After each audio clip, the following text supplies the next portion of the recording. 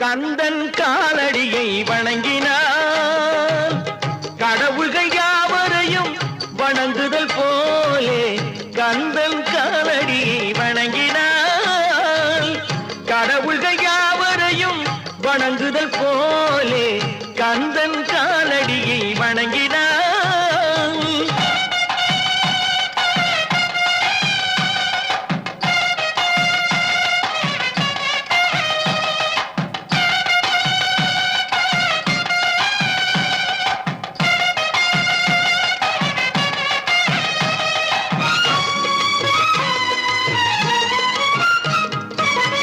தந்தை பரமனுக்கு சிவகுருநாதன் தாயார் பார்வதியின் சக்திதானே வேலன் சிவசக்திதானே வேலன் தந்தை பரமனுக்கு சிவகுருநாதன்